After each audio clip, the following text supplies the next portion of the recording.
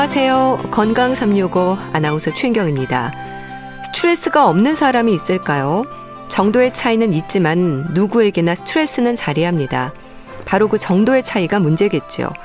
스트레스가 마음고생으로 이어지고 불편한 마음이 결국 몸으로 나타나는 건강 이상으로도 이어질 수 있어서 스트레스에 대한 관심과 관리는 필요합니다. 우리가 흔히 말하는 화병과 스트레스는 다른 걸까요? 오늘은 스트레스에 대해서 알아보겠습니다. 건강 365 박학기의 비타민 듣고 시작하겠습니다. 스트레스라는 단어를 떠올리면 공황장애, 불면증, 소화불량, 위염, 과민성 대장, 두통, 화병에 이르기까지 연관해서 이어지는 부분들이 많습니다.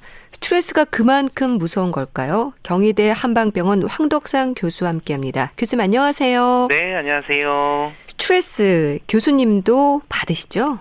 네, 그렇죠. 우리가 스트레스 안 받는 사람이 사실은 없죠. 네. 왜냐하면 우리가 스트레스라고 하는 것을 어떤 병의 원인, 스트레스뿐만 아니라 실제로 이제 스트레스라고 하는 것은 외부의 변화라고도 볼 수 있거든요. 우리가 살아가면서 계절의 변화에 따른 온도 변화로도 스트레스를 받을 수도 있고, 난 너무 추워. 추운 것 때문에 손발이 너무 차졌어. 이것 때문에 스트레스일 수도 있고, 또는 우리가 하는 일에 대해서 업무 마감이 되거나 하는 것도 스트레스일 수도 있고, 과식을 했더니 그것 또한 내가 먹는 것 때문에 스트레스를 받는 것도 있기 때문에 사실 우리가 이제 살아가는 것 자체가 모든 게 스트레스 있을 수 있는데요. 근데 이제 이거를 정말 스트레스가 나쁜 걸로 받아들이냐 말 거냐는 어떻게 보면 정말 사람마다 다른 거라서 저는 어떻게 보면 이 스트레스를 받는데 이거를 어떻게 받아들이냐 할 때 나름대로 이제 조금 그거를 극복하기 위한 그런 말을 하나 생각을 하는데요. 뭐라고 하면은 일상다반사라는 말을 일상다반사. 그렇죠. 네. 그래서 좀 이걸 찾아봤더니 이제 표준 국어 대사전에도 차를 마시고 밥을 먹는 일이라는 뜻인데 일상다반사가 보통에 있는 예사로운 일이라는 거죠. 네. 결국은 우리가 이 스트레스라는 것도 급격하게 오는 게 아니라 보통 이렇게 있을 수 있는 예사로운 일이야라고 내가 어떻게 보면 치부하고 지나가면 그 좀 힘든 일이라도 어떻게 보면 잘 극복할 수도 있고, 또는 내가 그렇게 힘들게 그런 스트레스를 많이 받는다고 생각 안 하고도 지나갈 수 있어서 저는 스트레스를 받을 때도 정말 정말 저도 욕하고 그럴 수가 있죠. 속으로는 그런 스트레스를 받아도 이거 일상다반사야. 그렇게 생각을 하면은 또 잘 지나가기도 합니다. 사실 스트레스 없는 사람이 있을까 싶을 정도로 스트레스는 언제나 우리와 함께하는 것 같은데요. 어느 정도의 스트레스는 적당한 긴장과 활력이 되기도 하죠. 그렇죠. 사실은 우리가 이 스트레스가 우리 몸을 보호하는 역할을 했던 거다라고도 얘기를 합니다. 그래서 실제로 이 스트레스를 얘기를 할 때 우리가 아주 예전에 그 원시시대에 살았던 때 생각을 해보면은 우리가 육식동물을 딱 마주쳤을 때 순간적으로 심장도 콩닥콩닥 뛰고 피도 쏠리고 다리에도 힘이 들어가고 또 눈동자도 커지고 귀도 굉장히 예민해지면서 또 이때는 소화 기능이 줄어들고 소변도 줄고 배변 그런 기능도 좀 줄어들어서 내가 도망가거나 싸우거나 이렇게 어떤 행동을 즉각적으로 할 수 있는 그런 몸 상태로 되는 거거든요. 네. 그래서 우리가 스트레스의 긍정적인 효과라고 하는 것들에서 보면은 우리가 스트레스를 받으면은, 왜냐하면 이 용식동물을 다음에 마주쳤을 때 이 동물에게서 도망가야 되니까 뭔가 육체적으로 더 강한 그런 힘을 낼 수도 있고, 또 다음에 만났을 때 지난번에 만난 이 육식동물을 또 해는 그 기억력도 올라갈 수도 있고, 또 이것에 지난번에 이렇게 싸웠더니 좀 안 좋았는데 이번엔 좀 다르게 싸워야 되지 않나, 또 뭔가 발전하고 할 수 있는 것처럼 그 역할들이나 이런 상황들을 극복할 수 있는 긍정적인 것들이 사실은 스트레스에 굉장히 긍정적인 효과도 있을 수 있다고 합니다. 네. 그렇기 때문에 이 스트레스라고 하는 것을 나는 무조건 없어야 된다. 100% 스트레스 제로인 삶이 나는 건강하다. 이거는 절대 아니고요. 스트레스를 잘 받아들이고 넘어가고 극복할 수 있으면은 오히려 이런 심리적인 것뿐만 아니라 건강에 있어서도 굉장히 중요한 역할을 할 수 있습니다. 네. 물론 스트레스가 주는 부정적인 부분들을 잘 살피고 조심해야 할 텐데요. 수능을 끝낸 수험생들은 물론이고 부모님들도 그렇고요. 또 코로나19 시대를 살고 있는 우리 모두는 나름의 스트레스를 받고 있을 겁니다. 네. 교수님, 그렇다면 스트레스에 대처하는 자세 필요하지 않을까 싶은데 어떨까요? 그렇죠. 지금 시대에서는 정말 오래 화두는 코로나 스트레스일 수 있는데요. 사실 이 스트레스가 극심하게 심해지는 것은 우리가 예측 불가능과 조절 불가능이라는 두 가지 관점을 좀 생각을 해봐야 됩니다. 네. 결국 우리가 이제 그동안 살아오면서 이제 수능이 끝나고 또는 코로나가 이제 됐고 연말이 있고 내년이 돼 있고 이렇게 어떤 일이 일어날지 예측이 불가능한 거, 그리고 그런 것들이 내가 이게 이런 만약에 예측 불가능하기 때문에 조절이 불가능해진다는 생각을 하면은 굉장히 더 스트레스가 심해지는 거거든요. 그렇죠. 그렇기 때문에 우리가 이 스트레스를 잘 이겨내고 받아들일 수 있다고 하면은 이 두 가지 예측과 조절이라고 하는 것을 내가 컨트롤 가능한, 조절 가능한 상태로 준비를 하는 것이 굉장히 중요하다고 볼 수 있습니다. 그래서 우리가 한의학에서도 얘기를 하는데 보통 외부적인 스트레스나 이런 것도 중요하지만 자신의 소인, 내가 그거를 극복을 하고 이겨낼 수 있는 체력적인 부분들, 네. 또는 심리적인 부분들이 좀 튼튼하면은 사실 어떤 외부적인 것들이 와도 튼튼해질 수가 있는 거거든요. 네. 그러니까 우리가 코로나에 대해서 또 공부를 해야 되고, 그리고 또 우리가 그런 기사나 이런 것들을 좀 접하면서 너무 근거 없는 그런 공포나 이런 거를 갖는다기보다는 충분히 이제 그것에 대한 사실 체크나 그런 것들을 좀 공부를 한다면은 네. 잘 이해를 하고 이게 하지 않을 수가 있는 거고요. 그리고 어떤 그런 가이드라인, 국가에서 나오는 그런 질병에 대한 가이드라인을 잘 따르면은 사실은 네. 충분히 대응할 수 있는 그런 부분이 될 수도 있고, 그리고 시험이나 이런 것들도 보면은 어느 정도 공부를 준비를 하는 과정들을 탄탄히 해놓으면은 어떤 시험이라도 사실은 그 스트레스보다는 이런 말이 될 수 있지만 즐거운 평가 정도로 맞아요. 넘어갈 수도 있는 건데요. 네. 이런 것처럼 내가 먼저, 그러니까 이런 외부적인 거 예측하는 거나 그런 거를 대응하는 것보다는 내 스스로를 준비를 하고 육체적인 것들이나 정신적인 거를 기르는 것들이 어떻게 보면 가장 중요한 스트레스를 극복하는 준비 사항일 수 있습니다. 네. 자, 그렇다면 스트레스 한의학에서는 어떻게 설명이 될까요? 네, 사실 이제 스트레스라고 하면은 한의학에서 가장 근본적인 이론에서 좀 찾을 수 있습니다. 원래 한의학에서는 동양의학적으로 보면은 우리가 몸과 마음이 떨어지지 않았다고 하는 그런 정체적인 관점, 하나라고 하는 관점이 있었거든요. 결국은 스트레스라고 하는 게 심리적인 거지만 우리 몸에서 육체적으로 나타나는 그런 어떤 질환들이 나타나는 게 스트레스의 특징이듯이 한의학은 전통적으로 이런 생명의 현상이나 병의 그런 원인들을 이게 기라고 하는 반응으로 해석을 했는데 네. 이 기가 뭐냐고 하는 것들을 실체를 찾는 것보다는 바로 이러한 육체적인 것과 정신적인 게 같이 이어져 있는 어떤 거, 그게 하나로 나타난다고도 볼 수도 있는데요.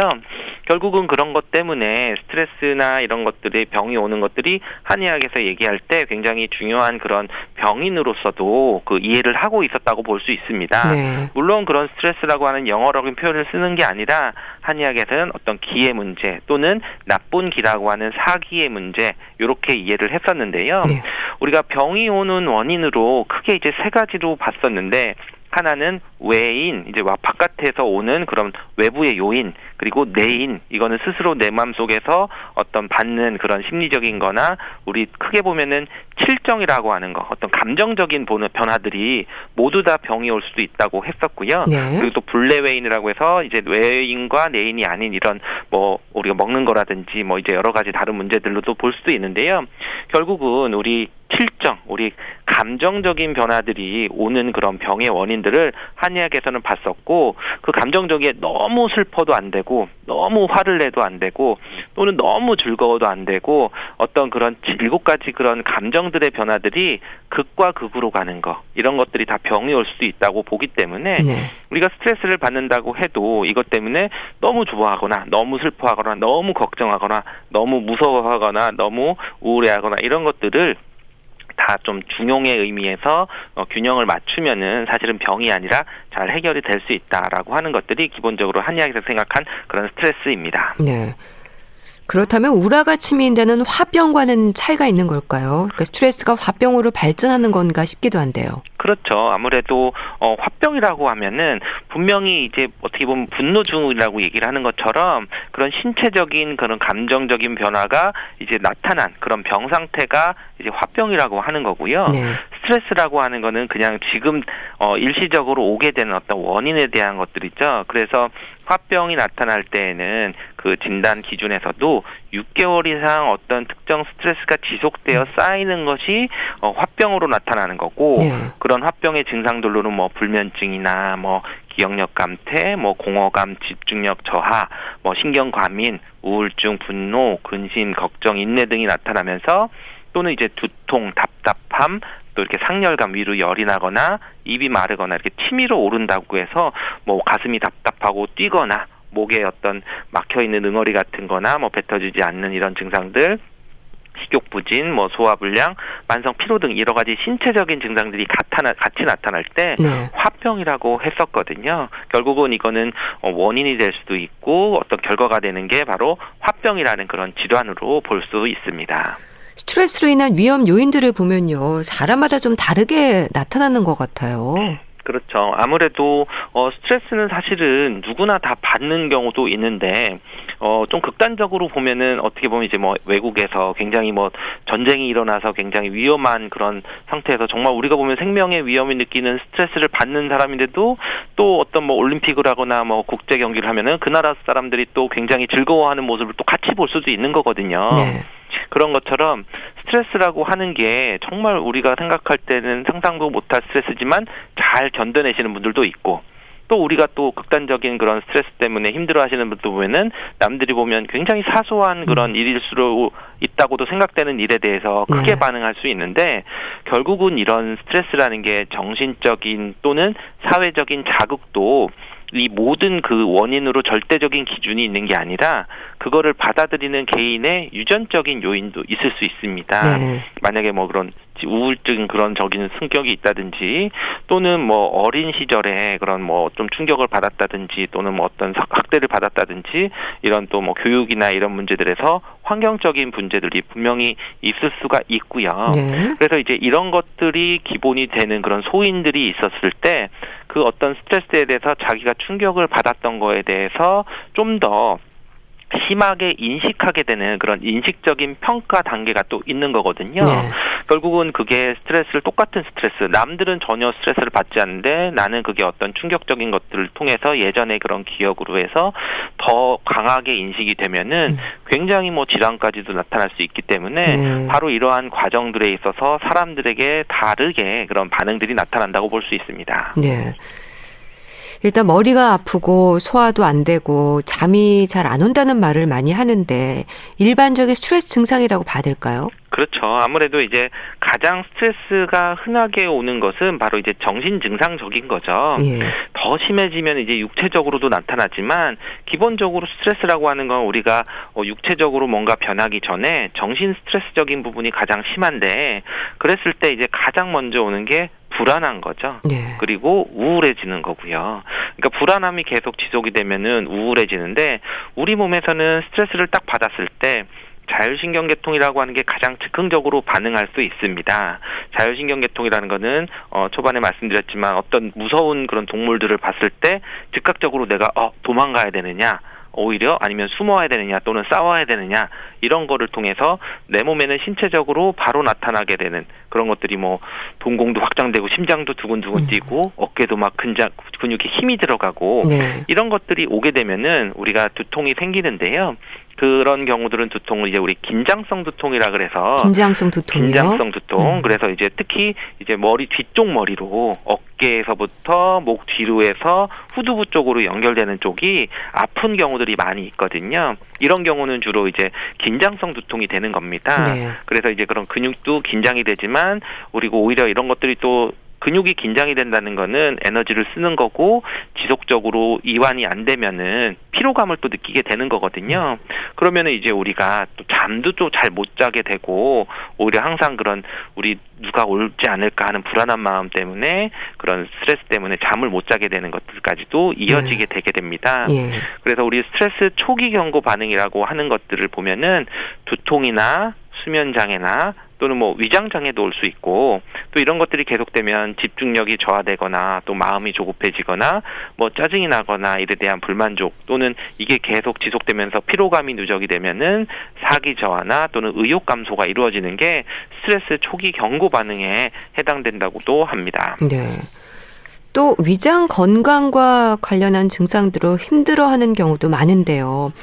이건 느낌인 건가요? 실제 증상인가요? 뭐 신경성 위염이라는 말도 있고 또 스트레스만 받으면 신물이 넘어온다는 말도 하시거든요. 그렇죠. 우리가 뭐 기본적으로 신경성 위염이라고 해서 뭐 위염 증상들이 있지만 실질적으로 위내시경을 해서 분명히 뭐 염증이 있고 위염이 있고 어떤 다른 질환이 있어서 치료해야 되는 경우도 있지만 아마 현대인들이 많은 부분들이 이런 스트레스성 위염인 경우들이 많이 있어서 어떻게 보면 이제 정신신경학적 다음으로 영향을 많이 받는 게 위장관 질환일 수 있습니다. 네. 왜냐하면 실제로 우리가 위장관 질환이라고 하는 게 소화력만 보는 게 되는 게 아니라 소화 효소를 내거나 또는 뭐 흔하게 우리가 밥을 먹었을 때 혈당이 오르면 인슐린이 내거나 하는 것들도 실제로 이제 중추신경계 우리 뇌에서 뭐 시상하부 뇌하수체라고 하는 그런 신경 전달 물질이나 또는 호르몬 분비들에 의해서 조절을 받게 되는 거거든요. 네. 이 조절이라고 하는 것은 예측 가능해야 됩니다. 결국은 식사가 규칙적으로 한다고 하면 내가 어떤 시간이 되면은 밥을 먹으니까 소화 효소를 잘 내야지 이렇게 딱 준비를 하고 있는데 불특정하게 들어오게 되면은 얘들이 당황하면서 그런 소화 효소들의 예측 불안함이 생기기에 스트레스가 될 수 있거든요. 결국은 이런 것처럼 이런 소화 요소들이 변화될 수 있는데 그랬을 때 내가 스트레스를 딱 받으면 이런 호르몬을 분비를 하는 그런 것들이 균형이 깨지고 예측이 불허한 상태가 되면은 신경성 위염이 되는 거거든요. 우리가 뭐 밥 잘 먹는 뭐 애들도 우리가 뭐 밥 먹다가 싫은 소리 한 번 하면은 갑자기 탁 체한 느낌도 나고 뭐 직장 상사 먹다가도 갑자기 이제 맛있게 먹다가도 딱 한마디 들으면 이제 또 딱 갑자기 이제 목에 걸려서 탈이 생기듯이 이런 것처럼 스트레스를 받는 것이 위장관 특히 위궤양이라든지 또는 장출혈이라든지 이런 것과도 굉장히 연결이 많은 부분이 바로 소화기 계통입니다. 네. 그렇다면 스트레스가 우리 몸에 어떤 작용을 하길래 이렇게 전신으로 증상이 나타나는 걸까요? 스트레스가 우리 몸의 전신으로 나타나는 것과 밀접하게 연결되는 것은 바로 뇌에 관련돼 있는 작용 때문입니다. 뇌 작용이요. 그렇죠. 우리가 해부학적이나 생리학적으로 보면 대뇌 피질 부위에서 우리 정신적, 사회적인 스트레스를 받게 되면은 신경 전달 물질의 변화가 생기는데요. 신경 전달 물질이라고 하는 게 우리 몸의 모든 이런 역할들을 할 수가 있습니다. 사람을 우울하게도 할 수 있고, 뭐 행동을 할 수도 있고, 운동을 할 수도 있고, 더 힘이 세지게 할 수도 있고, 뭐 피로 물질이 나올 수도 있고, 뭐 면역력을 강화할 수도 있고, 또는 약화할 수도 있고, 이런 물질들의 변화들이 생길 수도 있고요. 그리고 또 시상하부에서 자율신경계통을 조절하게 되는 그런 호르몬 변화를 시키는데 바로 이 호르몬 변화라고 하는 것이 작용하는 게 우리 전신 반응이거든요. 그 대표적인 것들이 뭐 코르티졸이라고 해서 우리 스트레스 호르몬들이 나오게 되는데 바로 이런 중추신경의 그런 신경 전달 물질 우리가 뭐 흔히들 들어보셨을 텐데 뭐 도파민이나 세로토닌 뭐 세로토닌이 부족하면 뭐 우울증이 온다 뭐 또는 우리가 흥분했을 때 뭐 에피네프린이 나오고 노르에피네프린이 나오고 뭐 아드레날린이 나오고 막 힘이 세지고 막 이제 이런 것들의 신경 전달 물질에 해당이 되는데요. 그런 게 불균형이 오게 되는 거죠. 그런 불균형이 왔을 때 균형이 깨지는 것들이 되는 거고 또 자율신경계통의 얘기를 하면은 자율신경계통은 항상 교감신경과 부교감신경이라고 하는데 다른 말로 하면 교감신경은 우리 파이트하는 리액션이라고 합니다. 이렇게 싸우려고 하는 거. 교감신경이요? 교감신경은 내가 싸우려고 하면은 막 긴장도 하고 눈도 커지고 막 예민해지고 그러면서 이제 소화기능은 굉장히 약화되죠. 왜냐하면 뭐 싸우다가 밥 먹으러 갈 수는 없으니까. 또는 이제 부교감신경이라는 건 플라이트 리액션이라고 하는데 이건 도망가는 겁니다. 막 우울하게 하고 약간 좀 의기소침하게 하고 뭔가 이제 의욕이 떨어지게 하는 이런 것들이 되는데 바로 이런 것들이 우리 전신과 관련된 단지 한 가지 신경뿐만 아니라 전신과 관련되는 그런 증상들이 다 나타나기 관여를 하기 때문에 스트레스는 이런 것과 연관이 많이 되고 그래서 우리 몸에서 여러 가지 그런 전신적인 반응들이 나타난다고 볼 수 있습니다. 네. 그런 증상들을 방치하면 어떤 위험으로 이어질까요? 네, 우리 몸에서 사실은 뭐 그 모든 질환, 우리 몸의 거의 뭐 90% 이상이 다 원인들을 찾아보면 결국은 맨 마지막에 스트레스가 꼭 끼거든요. 결국은 맞아요. 뭐 우리가 굳이 뭐 어떤 질환이라고 설명하지 않아도 다 모든 질환에 스트레스가 관여할 수 있는데 예. 특히 이제 조금 위험한 그런 거라고 얘기를 하면은 가장 이제 심혈관 질환이라고도 볼 수 있죠. 어떻게 보면 우리가 심장 관련되는 질환, 뭐 순환 관련되는 예. 그렇죠. 그러면 우리가 뭐 우리가 고혈압 환자분들에게 스트레스를 너무 주면은 그게 더 큰 문제. 뭐 우리가 뭐 고혈압의 침묵의 살인자라고도 얘기를 하는데 뭐 가만히 고혈압이 있는지도 모르고 잘 있다가 스트레스를 받았을 때 갑자기 고혈압 증상들이 심하게 나타나서 다른 문제들, 뭐 뇌혈관 질환이나 다른 문제들이 더 생길 수도 있는 거고요. 네. 또는 당뇨나 콜레스테롤 상승도 오히려 스트레스를 받으면 굉장히 올라가는 거거든요. 네. 분명히 당뇨나 콜레스테롤은 내분비 질환인 거고 우리가 음식을 조절하거나 이러면은 좋아질 거라고 생각을 하는데 나는 음식도 잘 조절하고 생활도 잘하는데 이게 조절이 안 되는 분들이 또 있거든요. 그런 분들을 잘 보면은 뭔가 이제 그런 스트레스를 계속 해소하지 못하고 쌓아가고 있는 분들이 또 있을 수가 있습니다. 그리고 뭐 이제 관상동맥 질환이라고 하는 그런 심장 자체에 그런 무리가 오게 되는 그런 질환들이 있을 때도 네. 우리가 뭐 흔하게 뭐 드라마나 영화에서도 보면은 스트레스 때문에 갑자기 충격받으면 이제 뭐 뒷목을 잡고 쓰러지거나 맞아요. 심장을 부여잡고 쓰러지거나 이런 것들이 가장 이제 심각한 그런 위험일 수가 있고요. 네. 그리고 이제 소화기계 질환 앞에서도 말씀드렸지만 가장 이제 뭐 흔하게 오는 것들이 소화기 특히 이제 뭐 스트레스성 위궤양이 온다든지 또는 우리 뭐 과민성 장증후군 뭐 이런 거 얘기를 해서 변비가 왔다가 또는 설사가 왔다가 이게 종처럼 갈피를 잡을 수 없는 그런 장 질환도 있을 수 있는 거고요. 네. 또는 스트레스를 많이 받으면은 이렇게 장이 천공되거나 장출혈 뭐 이런 장 쪽으로 또 문제가 되는 경우도 올 수가 있게 되고요. 그리고 또 이제 우리가 질환 중에서 굉장히 현대인이 갖고 있는 난치병 중에 하나인 두통.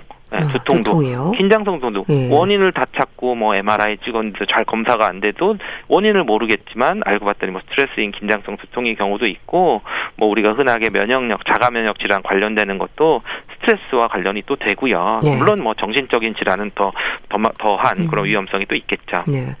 요즘은 뭐 공황장애로 이어지는 경우도 비교적 흔한 일이라는 생각도 드는데 어떨까요? 맞습니다. 우리가 뭐 공황장애라고 하는 것들은 스트레스가 너무 과도하게 지속이 되거나 또는 개인이 이겨낼 수 있는 힘이 약화되면 뭐 여러 가지 뭐 공황장애뿐만 아니라 뭐 불안장애, 뭐 강박장애, 뭐 적응장애 또는 뭐 우울증, 뭐 불면증 이런 것처럼 뭐 여러 가지가 좀 나타날 수 있는데 결국 이제 공황장애는 정말 짧은 시간에 정말 강력하게 공포와 불안이 나타나는 걸 수도 있거든요. 네. 그런 것들이 이제 스트레스라고 하는 게 단시간에 있는 것들이 되는 게 아니라 어떻게 보면 좀 지속이 되면서 내가 그거를 조절이 못한다고 하면은 오히려 내 신체적으로 그거를 받는 것보다도 내 마음적으로 이것 때문에 너무나 큰 공포가 오게 되는 거거든요. 그래서 평소에 작은 스트레스를 관리하는 거를 잘 조절을 해주는 것이 이런 공황장애를 또 잘 극복하는 것에 중요한 그런 방법일 수 있습니다. 네. 스트레스가 쌓이면서 이렇게 여러 증상들이 나올 때 어떤 치료가 진행이 될까요? 네, 물론 이제 뭐 스트레스를 뭐 심한 경우 질환들은 만약에 아까 말씀드린 그런 고혈압이나 당뇨나 여러 가지가 있으니 그 해당 질환을 치료하는 것도 굉장히 중요하지만 또는 그런 것과 병행으로 해서 스트레스를 좀 잘 관리해 주는 게 중요한데 한의학에서는 처음에 말씀드리니까 몸과 마음이 같이 오는 거고 기가 울체되는 것 때문에 오는 것들이 문제라고 얘기를 해서 보통은 이제 기순환을 잘 돌게 해주는 게 가장 중요한 기순환이요? 예, 순환을 잘 되게 해주는 게 그게 운동일 수도 있는 거고요. 뭐 마사지일 수도 있는 거고 또는 기분을 좋게 해주는 또 이렇게 순환을 시켜주는 또 매운 음식일 수도 있는 거고 또는 그러한 어떤 그 머리를 또 식혀주는 차가운 그런 시원한 음식일 수도 있는 거고 이런 것처럼 우리가 어떤 환자분이 오거나 그랬을 때 스트레스가 오는 것들을 뭉친 게 정말 기운이 열이 꽉 차여서 뭉쳐 있느냐 또는 오히려 기가 울치돼서 뭔가 돌지 못해서 몸이 굉장히 차가워져 있느냐 이런 것들을 구별을 해서 그것에 맞게 약 처방이나 침 치료나 뜸 치료를 조절을 해서 치료를 합니다. 네. 스트레스 해소나 관리에 있어서 침 치료가 어떤 식으로 도움이 될까요? 그렇죠. 우리가 기가 울체돼 있다, 기가 돌지 않는다고 하는 게 어떻게 보면 스트레스, 내가 기를 못 펴고 있다. 이게 스트레스의 가장 중요한 치료 방법일 수 있는데요. 네. 그 중에 이제 중요한 게 한의학적으로도 침 치료는 기를 잘 돌게 해주는, 우리가 기인지 뭔지 모르지만 기혈순환, 뭔가 내게 돌아야 되는 거를 잘 돌아주게 하고 이완이 시켜주는데 굉장히 도움이 되는 게 침치료인데요.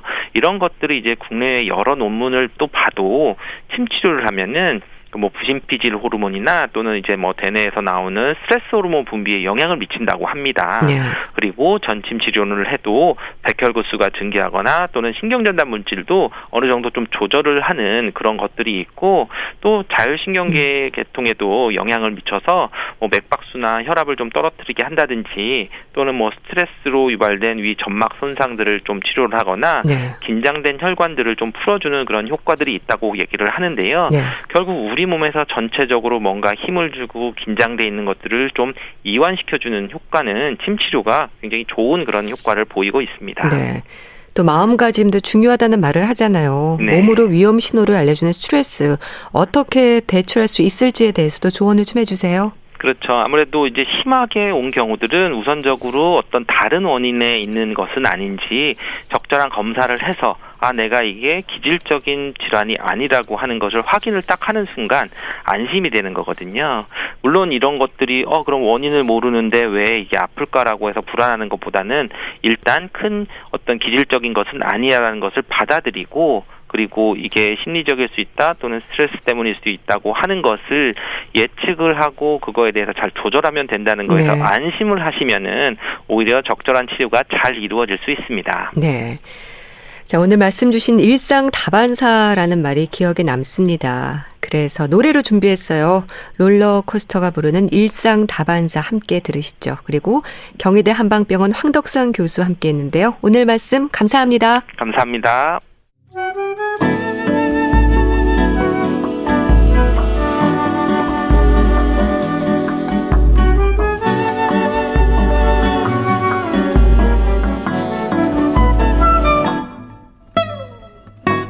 건강한 하루의 시작. KBS 라디오 건강 365 최윤경 아나운서의 진행입니다. 주말에 함께하는 건강책 정보 북컬럼니스트 홍순철 씨와 함께합니다. 안녕하세요. 네, 안녕하세요. 오늘 소개해 주실 책은 러너스 다이어리, 달리는 기록을 담은 책인가요? 그렇습니다. 이 부제가 나를 변화시킬 달리기 100일이라고 적혀 있는데요. 네. 이 책은 달리기로 건강뿐만이 아니고 자신의 자존감을 키운 러닝 인플루언서, 러너 제네의 이야기를 담고 있습니다. 네. 러너 제네는 요즘 한참 그 너튜브에서 활약하고 있는 이 저자분의 필명이기도 한데요. 나를 다시 사랑하기 위해서 절박한 심정으로 달리기를 시작했다고 그래요. 그러면서 스스로에게 끊임없이 질문을 던졌다고 그럽니다. 그리고 삶의 방향성을 달리기를 통해 찾고 건강해진 몸과 단단해진 내면을 갖게 된 이후에 달리기의 영향력을 믿게 됐고 이제는 그 영향력을 책을 통해 소개를 하고 있는데요. 책은요. 저자의 진솔하고 담백한 에세이를 시작으로 합니다. 그러면서 달리기를 원하는 분들을 위한 다양한 정보들도 함께 제공해주고 있는데요. 네. 달리기 하기 좋은 장소, 달리기 훈련법, 달리기 테크닉, 이렇게 러너들에게 필요한 핵심적인 내용들을 책을 통해 친절하게 소개해주고 있습니다. 네. 참 달리기를 꾸준히 한다는 게 쉬운 게 아닌데 저자 김주은 씨는 어떤 분이세요? 이 트레이너이신가요? 그렇게 생각하기 쉬운데요. 네. 이 김주은 씨는 일반 사무직 직장인이었다고 그래요. 그냥 정말 집, 회사 정말 활동성 없는 생활을 하던 가운데 2018년 초에 이렇게 살아서는 안 되겠다라고 각성을 하고 건강을 위해서 달리기를 시작했다고 그러는데요. 미래에 대한 걱정으로 시작했던 달리기가 이제는 취미를 넘어서 일상이 되었다라는 거죠. 네. 정말 놀라운 기록들이 책에 소개가 되고 있는데 처음에 무작정 참가하기 시작했던 마라톤 풀코스 대회를요. 4시간 이내에 완주하면서 네. 자신감을 얻게 됐고. 마라톤 풀코스 대회를요. 예. 예. 2018년 하반기에 춘천 국제 마라톤을 3시간 35분 기록으로 세웠다고 그럽니다. 그리고 뭐 10km 부분이라든가 하프 마라톤 이런 것들을 출전해서 다양한 종목에서 지금 수상까지 하면서 지금 이 경력을 토대로 전국 마라톤 협회 페이스메이커로 등록돼서 뛰는 분들과 함께 그들을 동기부여하면서 네. 활동하고 있다고 그러는데요. 제가 흥미로워서 이 너튜브 영상을 검색을 해보니까 네. 요즘은 그냥 일반 도로를 달리는 게 아니라 네. 산을 달리고 있더라고요. 그러시군요. 그러니까 일반 직장인으로 달리는 것과는 전혀 상관없는 일을 하시는데 마라톤을 여러 번 완주했다는 거잖아요. 그렇습니다. 이분이 운동을 시작하게 된 결정적인 어떤 계기가 있었습니까? 사실 많은 일반 직장인들도 그런 생각 하실 거예요. 예. 왜 이렇게 몸이 피곤하지? 늘 피곤하죠. 예. 네, 자주 이 피곤함이 풀리지가 않네. 그러다가 피곤한 몸은 결국 마음의 우울로 이어집니다. 네. 그래서 어느 날 우울감이 찾아왔다고 그래요. 자기가 왜 이렇게 살고 있을까 점점 더 깊은 수렁 속으로 빠져들고 있었는데요. 보통 몸이 힘들어지면 마음이 힘들어지고 스트레스에 짜증까지 늘어나면서 다른 사람들과 자신을 비교하기 시작합니다. 네. 저자 역시 그랬다라고 책을 통해 고백하고 있는데요. 점점 나빠지는 건강, 지쳐가는 일상으로 인해서 자신보다 더 낮게 사는 사람들을 질투하기 시작했고 자기 자신을 경멸하고 연민하고 그러면서 스스로를 망가뜨리고 있었다라고 고백하고 있습니다. 네. 다시 건강한 모습으로 돌아올 수 없을 것 같았는데요. 어느 날 야근을 하고 집으로 돌아가던 길에 동네 달리기 트랙이 눈에 들어왔다고 그럽니다. 그래서 그냥 한번 뛰어본 거예요.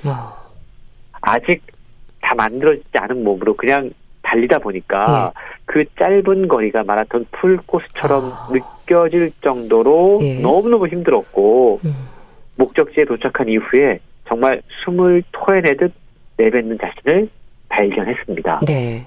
그런데 어쩐 일인지 몸은 너무 힘든데 기분이 되게 좋다는 거예요. 그랬군요. 웃고 있는 자신을 발견한 겁니다. 저자는 그때의 순간을 멈춰있던 시간이 몸에 흐르는 것 같았다라고 고백하고 있는데요. 야근 후에 갑자기 뛰게 됐던 동네 트랙 한 바퀴가 저자의 인생을 바꾸게 한 것이죠. 그러니까 이분은 달리면서 느껴지는 힘든 시간이 고통이 아니라 긍정의 효과로 자리를 했군요. 그렇습니다. 이때 경험을 시작으로요. 저자는 달리기를 꾸준히 하기 시작했는데 자기 자신을 사랑하고 싶었기 때문에 꾸준히 달리게 됐다라고 고백하고 있어요. 나를 다시 사랑하고 싶었기 때문에요. 그렇습니다. 그러니까 자기의 몸과 자기의 마음과 자기의 자존감을 살리기 위해서 달리기를 했다라는 거죠. 그러한 이유 때문에 달리기를 하다 보니까 때로는 발톱이 4개만 남을 정도로 열심히 달리기에 몰입한, 그래서 남들이 볼 때 쟤 왜 저래? 라고 느낄 정도로 뛰어온 적도 있었고요. 너무 많이 뛰어서 몸이 막 붓고 전신 부종, 그리고 불면증까지 찾아올 정도로 달리기에 미친 적이 있었다고 그래요. 그랬군요.